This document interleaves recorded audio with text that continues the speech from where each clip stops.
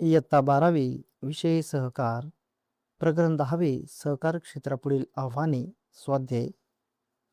प्रश्न पहिला खालील दिलेल्या पर्यायामधून योग्य पर्याय निवडून विधाने पूर्ण करा व पुन्हा लिहा. 1. सहकारी संस्थांची स्थापना डॅश साधन सामुग्री असणाऱ्या व्यक्तींकडून केली जाते. पर्याय अमर्यादित, मर्यादित, अनावश्यक. उत्तर असेल मर्यादित. 2. सहकारी संस्थांच्या अकार्यक्षमतेमुळे डॅश कमी झाली आहे. संख्या, आवड, विश्वासार्हता. 3. सहकारी संस्थांमार्फत उत्पादन प्रक्रियेत डॅश व श्रमप्रधान उत्पादन तंत्राचा वापर केला जातो. पर्याय नियंत्रित, परंपरागत, आधुनिक. उत्तर असेल परंपरागत. 4. बहुराष्ट्रीय कंपन्यांचे व्यवस्थापन डॅश व्यवस्थापकामार्फत केले जाते. अशिक्षित, तज्ज्ञ, अकुशल. उत्तर असेल ब तज्ज्ञ. 5. जागतिकीकरणाच्या प्रक्रियेनंतर सहकारी संस्थांना सरकारकडून दिल्या जाणाऱ्या मदतीमध्ये डॅश करण्यात आली. पर्याय कपात, वाढ, स्पर्धा. उत्तर असेल कपात. ब योग्य जोड्या जुळवा. अ गट आणि ब गट जोड्या असतील. बहुराष्ट्रीय कंपन्या प्रचंड प्रमाणात उत्पादन. ब कर्ज वसुली समस्या, अपात्र व्यक्तींना कर्ज. क ग्राहक, स्पर्धायुक्त बाजारपेठेचा राजा. क खालील विधानासाठी एक शब्द किंवा शब्दसमूह लिहा. 1. स्पर्धात्मक बाजारपेठेतील राजा, ग्राहक. 2. जगातील अनेक देशात उत्पादन, विक्री आणि व्यवहार असणारी कंपनी, बहुराष्ट्रीय कंपनी. 3. उत्पादन प्रक्रियेत आधुनिक तंत्रज्ञानाऐवजी मनुष्यबळाचा जास्त वापर करणारे तंत्र, श्रमप्रधान उत्पादन तंत्र. 4. देशातील आर्थिक संकटाचे निवारण करण्यासाठी जुलै 1991 मध्ये स्वीकारण्यात आलेले धोरण, नवीन आर्थिक धोरण. ड खालील विधाने चूक किंवा बरोबर ते लिहा. 1. सहकार चळवळीतील वाढता राजकीय हस्तक्षेप हितकारक ठरला आहे. चूक. 2. सहकारात नफ्यापेक्षा सेवेला अधिक महत्त्व दिले जाते. बरोबर. 3. मर्यादित भांडवलामुळे सहकारी संस्थेचे व्यवस्थापन करण्यासाठी कुशल मनुष्यबळाचा वापर करणे शक्य होत नाही. बरोबर. 4. स्पर्धात्मक बाजारपेठेत ग्राहकांना दुय्यम स्थान असते. चूक. 5. अपात्र व्यक्ती व संस्थांना अयोग्य कारणासाठी दिलेल्या कर्जामुळे थकबाकीचे प्रमाण वाढते. बरोबर. ई खालील विधाने पूर्ण करा. 1. स्पर्धात्मक बाजारपेठेत ग्राहक हा राजा असतो. 2. बाजारपेठ विस्तारासाठी प्रसार माध्यमांचा वापर करणे आवश्यक आहे. 3. सहकारी संस्थांनी सरकारी मदतीवर अवलंबून न राहता आर्थिक स्वावलंबन प्राप्त केले पाहिजे. 4. बहुराष्ट्रीय कंपन्या प्रचंड प्रमाणात उत्पादन करतात. फ अचूक पर्याय निवडा. 1. भाग भांडवल उभारणीचे आव्हान, विश्वासार्हता कमी असणे. 2. व्यवस्थापनात सुधारणा, तज्ज्ञ व अनुभवी व्यवस्थापक. 3.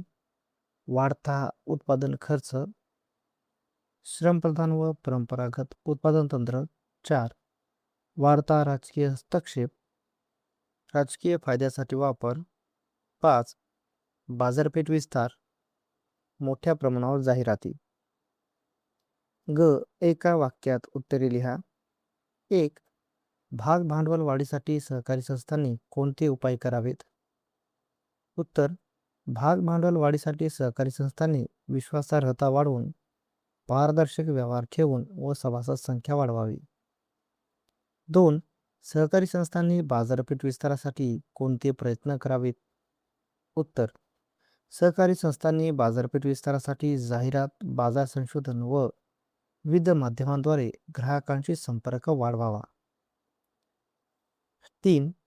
सहकारी बँका व पतपुरवठा संस्थांनी स्पर्धेत टिकून राहण्यासाठी कोणते उपाय करावेत? उत्तर सहकारी बँका व पतपुरवठा संस्थांनी स्पर्धेत टिकून राहण्यासाठी आधुनिक बँकिंग तंत्रज्ञान वापरून कार्यक्षमता वाढवावी. 4. सहकारी संस्थांनी ग्राहकांच्या समाधानासाठी कोणते प्रयत्न करावेत? उत्तर सहकारी संस्थांनी ग्राहकांच्या समाधानासाठी कमी किमतीत चांगल्या दर्जाच्या वस्तू व सेवा पुरवाव्यात. 5. सहकारी संस्थांच्या उत्पादन खर्चाचे प्रमाण कशामुळे वाढते? उत्तर सहकारी संस्थांच्या उत्पादन खर्चाचे प्रमाण श्रमप्रधान व परंपरागत उत्पादन तंत्रामुळे वाढते. खालील वाक्यांतील अधोरेखित शब्द दुरुस्त करून वाक्ये पुन्हा लिहा. 1. अकार्यक्षमता व गैरव्यवहार यामुळे सहकारी संस्थांची पत व प्रतिष्ठा वाढली आहे. तर शब्द असेल कमी झाली आहे. अकार्यक्षमता व गैरव्यवहार यामुळे सहकारी संस्थांची पत व प्रतिष्ठा कमी झाली आहे. 2. भागधारक समाज व गुंतवणूकदारांच्या अपेक्षा पूर्ण करण्यासाठी अकार्यक्षमता वाढविणे आवश्यक आहे. तर याचा शब्द असेल कार्यक्षमता. भागधारक समाज व गुंतवणूकदारांच्या अपेक्षा पूर्ण करण्यासाठी कार्यक्षमता वाढविणे आवश्यक आहे. 3. जागतिकीकरणामुळे सहकारी संस्थांना सरकारकडून दिल्या जाणाऱ्या सवलती व अनुदान वाढविण्यात आले. उत्तर असेल कमी करण्यात. जागतिकीकरणामुळे सहकारी संस्थांना सरकारकडून दिल्या जाणाऱ्या सवलती व अनुदान कमी करण्यात आले. 4. बहुराष्ट्रीय कंपन्या आर्थिकदृष्ट्या कमकुवत असतात. बळकट. बहुराष्ट्रीय कंपन्या आर्थिकदृष्ट्या बळकट असतात. 5. अपात्र व्यक्तींना उत्पादक कर्ज दिल्यास कर्ज वसुली ताबडतोब होते. तर याचा शब्द असेल पात्र. पात्र व्यक्तींना उत्पादक कर्ज दिल्यास कर्ज वसुली ताबडतोब होते. ई गटात न बसणारा शब्द शोधा. 1. परंपरागत उत्पादन तंत्र. कमी उत्पादन खर्च. श्रमप्रधान उत्पादन तंत्र. वाढता उत्पादन खर्च. तर यामध्ये असेल वाढता उत्पादन खर्च. 2. आधुनिक उत्पादन तंत्र. वाढता उत्पादन खर्च. यांत्रिकीकरण. कमी उत्पादन खर्च. यामध्ये उत्तर असेल कमी उत्पादन खर्च. 3. सहकारी संस्था. बहुराष्ट्रीय कंपन्या. खाजगी कंपन्या. मोठे उद्योग. याचं उत्तर असेल सहकारी संस्था. 4. अप्रशिक्षित. तज्ञ व्यवस्थापक. अनुभवी. अप्रशिक्षित. याचं उत्तर असेल अप्रशिक्षित. 5. अनुदान. देणगी. नफा. आर्थिक मदत. उत्तर असेल नफा. प्रश्न दुसरा आहे, खालील संज्ञा स्पष्ट करा. 1. नवीन आर्थिक धोरण. उत्तर जुलै 1991 मध्ये देशातील आर्थिक संकटावर मात करण्यासाठी भारत सरकारने स्वीकारलेले धोरण म्हणजे नवीन आर्थिक धोरण होय. या धोरणामध्ये उदारीकरण, खाजगीकरण व जागतिकीकरण या तत्वांचा समावेश आहे. या धोरणामुळे सरकारचा अर्थव्यवस्थेतील हस्तक्षेप कमी करण्यात आला आणि खाजगी क्षेत्राला अधिक संधी देण्यात आली. तसेच परकीय गुंतवणूक, तंत्रज्ञान व व्यापारासाठी अर्थव्यवस्था खुली करण्यात आली. या धोरणामुळे देशात स्पर्धा वाढली, उत्पादन क्षमता सुधारली आणि आर्थिक विकासाला गती मिळाली. 2. बहुराष्ट्रीय कंपनी. उत्तर ज्या कंपनीची स्थापना व नोंदणी एका देशात झालेली असते, परंतु तिचे उत्पादन, विक्री व व्यवहार जगातील अनेक देशांमध्ये चालतात, तिला बहुराष्ट्रीय कंपनी म्हणतात. अशा कंपन्यांकडे मोठ्या प्रमाणात भांडवल, आधुनिक तंत्रज्ञान व कुशल व्यवस्थापन असते. त्या विविध देशांमध्ये शाखा स्थापन करून व्यवसाय करतात. उदाहरणार्थ मोठ्या उद्योग समूहांच्या कंपन्या अनेक देशांत उत्पादन व विक्री करतात, त्यामुळे त्यांचा जागतिक बाजारपेठेवर मोठा प्रभाव असतो. 3. जागतिक अर्थव्यवस्था. उत्तर जगातील सर्व देशांच्या अर्थव्यवस्थांचे परस्पर संबंध, व्यवहार व एकत्रीकरण यामधून निर्माण झालेली अर्थव्यवस्था म्हणजे जागतिक अर्थव्यवस्था होय. जागतिकीकरणामुळे व्यापार, गुंतवणूक, तंत्रज्ञान व सेवांचा देवाणघेवाण देशांच्या सीमा ओलांडून होऊ लागला आहे. यामुळे एक देशातील आर्थिक बदलांचा परिणाम इतर देशावरही होतो.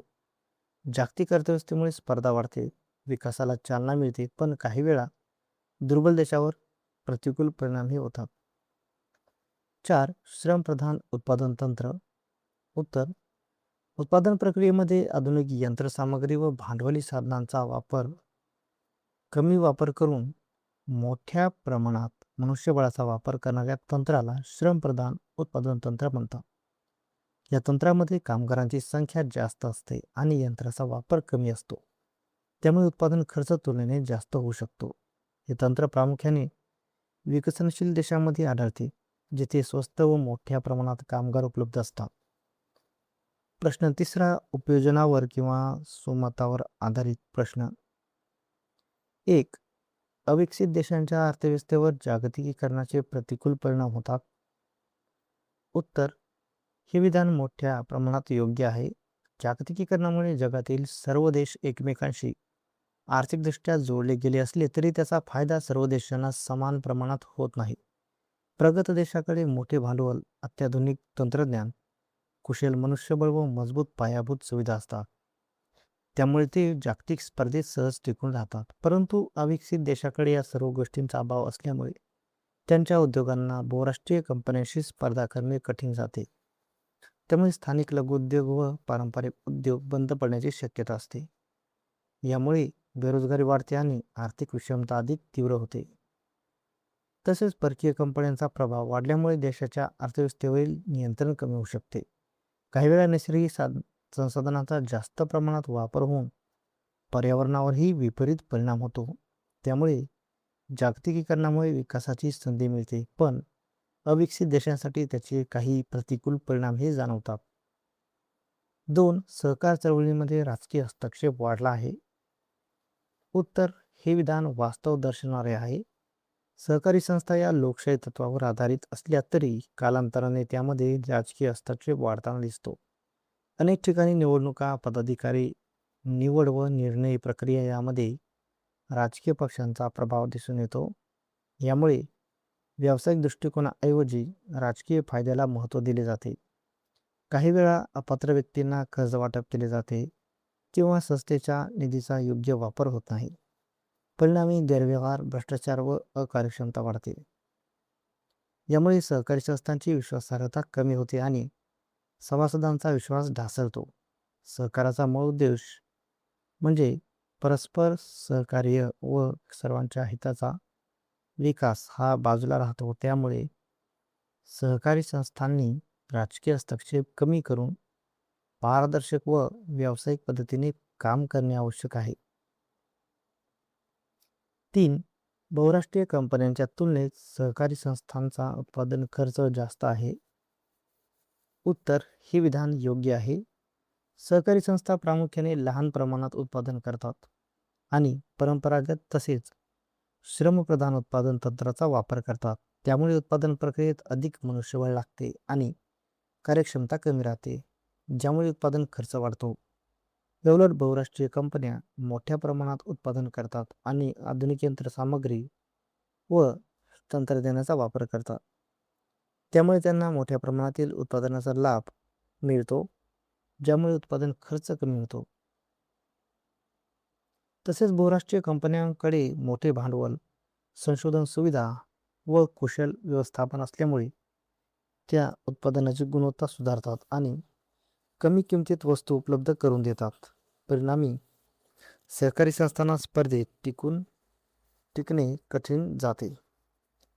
म्हणूनच सहकारी संस्थांनी आधुनिक तंत्रज्ञानाचा अवलंब करून उत्पादन वाढवून व कार्यक्षमता सुधारून उत्पादन खर्च कमी करण्याचा प्रयत्न करणे आवश्यक आहे. प्रश्न 4 आहे, टिपा लिहा. 1. सहकार क्षेत्रापुढील आव्हाने. उत्तर: सहकार क्षेत्रावर जागतिकीकरण, खाजगीकरण व उदारीकरणामुळे मोठा परिणाम झाला असून पुढील प्रमुख आव्हाने निर्माण झाली आहेत. 1. भाग भांडवल उभारण्याची अडचण. सभासदांची आर्थिक क्षमता मर्यादित असल्यामुळे पुरेसे भांडवल उभे राहत नाही. 2. वाढता उत्पादन खर्च. श्रमप्रधान व परंपरागत तंत्रामुळे उत्पादन खर्च जास्त होतो. 3. बाजारपेठ विस्ताराचा अभाव, मोठ्या कंपन्यांशी स्पर्धा करणे कठीण जाते. 4. सरकारी मदत कमी, अनुदान व सवलती कमी झाल्यामुळे सहकारी संस्थांना अडचणी निर्माण होतात. 5. गुणात्मक विकासाचा अभाव, संख्यात्मक वाढ झाली पण गुणवत्ता सुधारली नाही.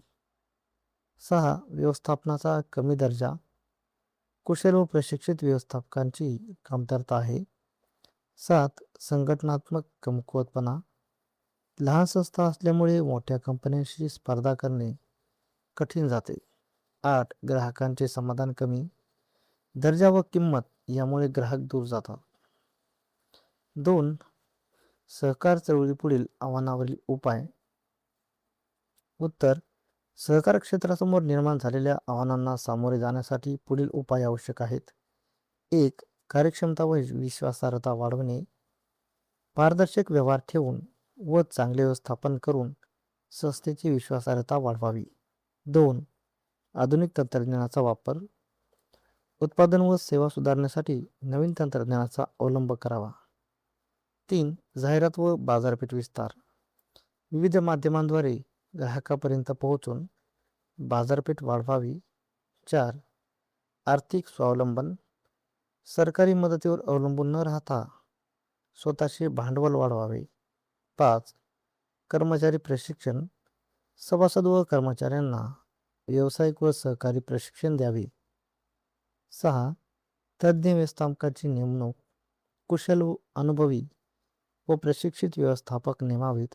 7. संघटनात्मक बळकटी, सहकारी संस्थांनी एकत्र येऊन आर्थिक व संघटनात्मक ताकद वाढवावी. 8. ग्राहक समाधानावर भर, कमी किमतीत चांगल्या दर्जाच्या वस्तू व सेवा पुरवाव्यात. प्रश्न 5 आहे, कारणे लिहा. 1. सहकारी संस्थांनी आधुनिक तंत्राचा वापर करणे गरजेचे आहे. उत्तर: सहकारी संस्था प्रामुख्याने परंपरागत व श्रमप्रधान उत्पादन तंत्राचा वापर करतात. त्यामुळे उत्पादन खर्च वाढतो आणि वस्तूंचा दर्जा कमी राहतो. आजच्या स्पर्धात्मक बाजारपेठेत बहुराष्ट्रीय कंपन्या आधुनिक तंत्रज्ञानाचा वापर करून कमी किमतीत चांगल्या दर्जाच्या वस्तू उपलब्ध करून देतात. त्यामुळे सहकारी संस्थांना स्पर्धेत टिकून राहण्यासाठी आधुनिक यंत्रसामग्री, संगणक व माहिती तंत्रज्ञानाचा वापर करणे आवश्यक आहे. आधुनिक तंत्रामुळे उत्पादन क्षमता वाढते, खर्च कमी होतो व ग्राहकांचे समाधान मिळते. 2. सहकारी संस्थांनी आर्थिक स्वावलंबनावर अधिकाधिक भर दिला पाहिजे. उत्तर: जागतिकीकरणानंतर सरकारकडून सहकारी संस्थांना दिल्या जाणाऱ्या सवलती, अनुदान व आर्थिक मदतीमध्ये कपात करण्यात आली आहे. त्यामुळे सरकारी मदतीवर अवलंबून राहणे सहकारी संस्थांसाठी धोकादायक ठरू शकते. संस्थांनी स्वतःचे भांडवल वाढवून, उत्पन्नाचे नवीन मार्ग शोधून व खर्चाचे योग्य नियोजन करून आर्थिक स्वावलंबन प्राप्त केले पाहिजे. आर्थिकदृष्ट्या सक्षम झाल्यास संस्था स्वतंत्रपणे कार्य करू शकतात व स्पर्धात्मक वातावरणात टिकून राहू शकतात. 3. वाढत्या राजकीय हस्तक्षेपावर सहकारी संस्थांनी उपाययोजना करणे आवश्यक आहे.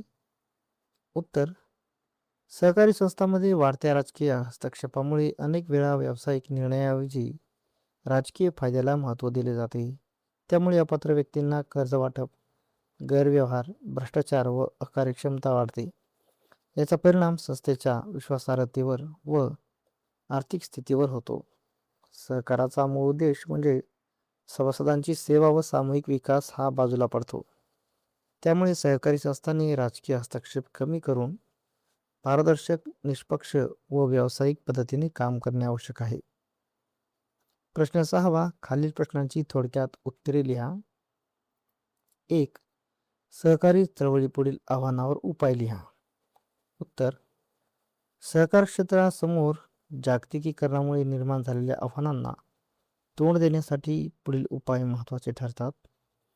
1. कार्यक्षमता व विश्वासार्हता वाढवणे. सहकारी संस्थांनी पारदर्शक व्यवहार ठेवून, नियमित लेखापरीक्षण करून व प्रामाणिकपणे काम करून समाजात विश्वास निर्माण केला पाहिजे. 2. आधुनिक तंत्रज्ञानाचा वापर. उत्पादन प्रक्रियेत संगणक, यंत्रसामग्री व माहिती तंत्रज्ञानाचा वापर केल्यास उत्पादनाची गुणवत्ता वाढते व खर्च कमी होतो. 3. जाहिरात व बाजारपेठ विस्तार.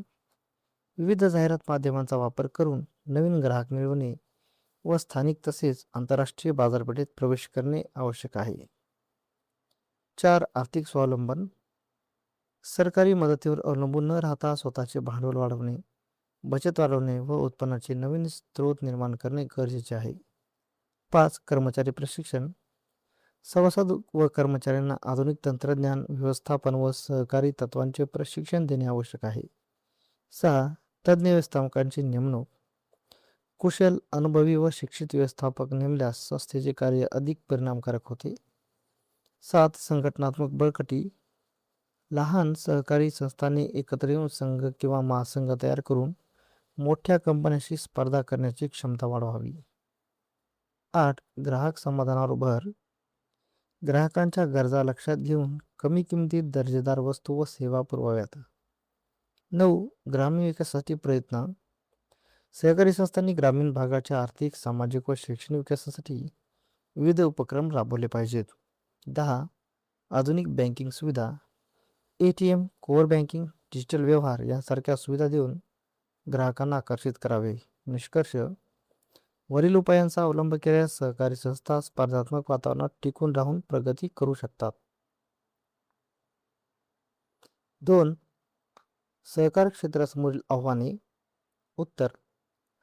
जागतिकीकरण, खाजगीकरण व उदारीकरणामुळे सहकार क्षेत्रावर मोठा परिणाम झाला असून पुढील आव्हाने निर्माण झाली आहेत.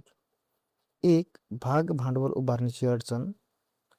सभासदांची आर्थिक क्षमता कमी असल्यामुळे मोठ्या प्रमाणात भाग भांडवल उभे राहत नाही. 2. वाढता उत्पादन खर्च. श्रमप्रधान व परंपरागत तंत्रामुळे उत्पादन खर्च जास्त होतो आणि स्पर्धा कठीण होते. 3. बाजारपेठ विस्ताराचा अभाव. मोठ्या कंपन्यांच्या जाहिराती व उत्पादनामुळे सहकारी संस्थांना बाजारपेठ मिळवणे कठीण जाते.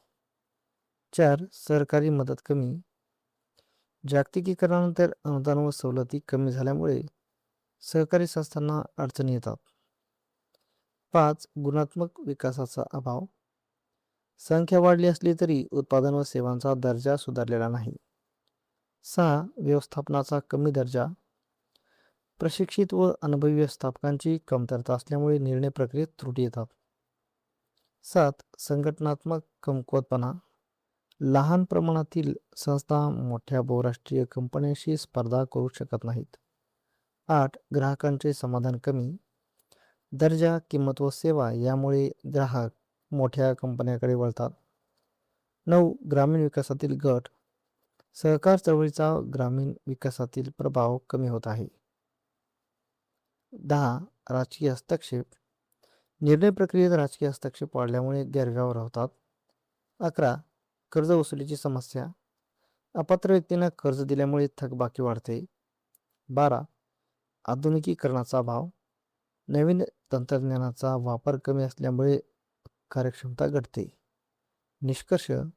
वरील आव्हानावर मात करण्यासाठी सहकारी संस्थांनी आधुनिक तंत्रज्ञान, कुशल व्यवस्थापन व पारदर्शकता यांचा अवलंब करणे आवश्यक आहे.